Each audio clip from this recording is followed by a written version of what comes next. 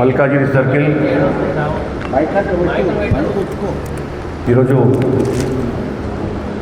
మన మల్కాజిగిరి నియోజకవర్గం ఎమ్మెల్యే రాజశేఖర రెడ్డి గారు చేస్తున్న అభివృద్ధి పనులు ఏ విధంగా డివిజన్ వరకు జరుగుతున్నాయి ఆ వివరాలు అందించడానికి విచ్చేసిన మా టీఆర్ఎస్ పార్టీ కుటుంబ సభ్యులకు అదేవిధంగా మా విలేకరి మిత్రులకు అందరికీ స్వాగతం తెలియజేస్తూ మీ అందరికీ తెలుసు టీఆర్ఎస్ ప్రభుత్వం ఉన్నా లేకున్నా మన మల్కాజిగిరి ఎమ్మెల్యే రాజశేఖర రెడ్డి గారు గెలిచిన నాడు నుంచే మరి అటు ఇటు షో ఆఫ్ చేయకుండా పబ్లిక్లో ప్రజల్లో వెళ్తూ ఉన్నారు అభివృద్ధి పనుల కోసం. అంతేకాకుండా మన మల్కాజిగిరి ఈ యొక్క నియోజకవర్గంలో ఎప్పటి నుంచో మనకు డిగ్రీ కాలేజ్ అందుబాటులో లేకుండా విద్యార్థులకు నేను టీఆర్ఎస్లో పనిచేస్తూ ఉన్నా అక్కడి నుంచో 2006లో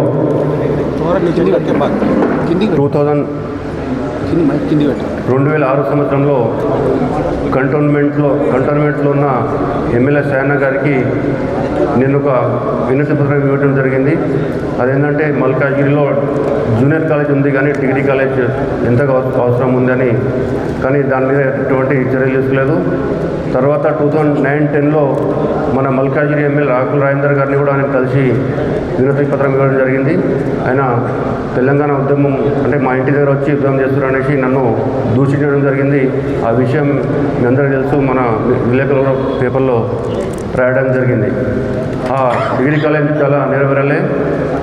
మన రాజశేఖర రెడ్డి గారు గెలిచిన తర్వాత ఒక డిగ్రీ కాలేజ్ శాంక్షన్ కోసం 2 ఎకరాల జాగా మన నేర్మెంట్లో మన ప్రభుత్వంతో మాట్లాడి కేటాయించడం జరిగింది.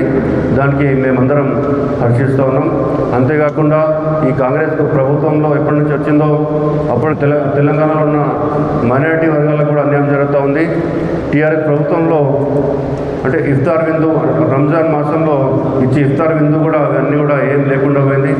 మైనారిటీ వాళ్ళకు ఎలాంటి సౌకర్యాలు కల్పిస్తలేదు ఈ కాంగ్రెస్ ప్రభుత్వం అని ఈ సందర్భంగా తెలియజేస్తున్నా. ఈ పవిత్ర రంజాన్ మాసంలో అందరం రోజాలు ఉంటాం.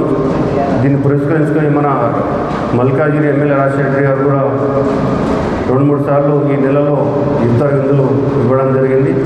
మేమందరం కూడా వాళ్ళకి ధన్యవాదాలు తెలియజేస్తున్నాం. అదేవిధంగా ఈనాటి యొక్క సమావేశానికి చేసిన మా టీఆర్ఎస్ పార్టీ కుటుంబ సభ్యులకు, మాజీ కార్పొరేటర్లకు, సీనియర్ నాయకులకు, ఉద్యమకారులకు, కార్పొరేటర్లకి, అదేవిధంగా ప్రత్యేకంగా మా విలేకరి మిత్రులందరికీ కూడా ధన్యవాదాలు తెలియజేస్తూ ముగిస్తున్నాను.